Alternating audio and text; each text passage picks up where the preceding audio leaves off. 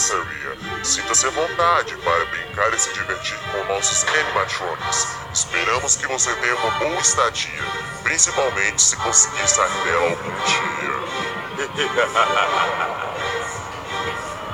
Durante 5 noites eu devo ficar por lá. Minha missão é muito simples, ficar vivo e vigiar. 6 horas da madrugada, isso aqui me desespera. Eu fui contratado agora e não sei o que me espera. São mais de 10 câmeras, são ao vivo e em cores. Como um bom vigia, vou checar todos os corredores. Sangue limpo, quem são vocês? Digam o nome. São monstros, almas, Freddy, Chica e Bonnie. Fox e o pirata no terceiro corredor. Corre em busca da minha morte, isso é noite de terror. Se eu me agacho, corro, fujo, eu não sei o que fazer. Até 6 horas da manhã a missão é sobreviver. Já passaram 5 horas, está amanhecendo o dia. As luzes vão acabar, economize a bateria. Estudando os movimentos, como cada um se comporta. Checo as câmeras, olho e depois fecho a porta. Five Nights at Freddy's, cai dentro, você tem coragem. Você não sobrevive, tá de sacanagem. As almas das crianças te servem como incentivo. Faltam poucas horas, então mantenha-se vivo. Five Nights at Freddy's, cai dentro, você tem coragem. Você não sobrevive,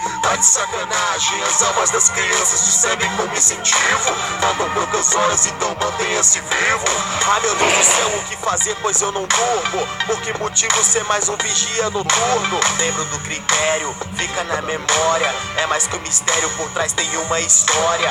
O que aconteceu com as 5 almas vivas? Onde que estão as crianças desaparecidas? Estou ouvindo algo que chama o meu nome. Esse é o dilema, atendam ou não o telefone. Eles querem minha alma, minha vida também, tudo que eu tenho. Mas agora já tá prometido que eu vou melhorar o meu desempenho. Mas o que eu vou fazer? São 5 da madrugada, eles vão aparecer na porta esquerda do nada. Sim, tô meio assustado na sala do lado, já trancafiado e tá tudo acabado. Eu desesperado, já tô despertado, as luzes acabaram, já deixo fechado. Noite 3, 4 e 5 aqui já se repete.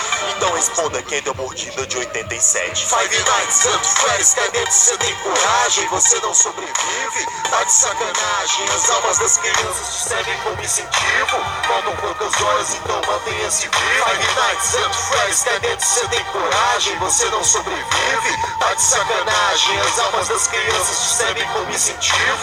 Faltam poucas horas, então mantenha-se vivo.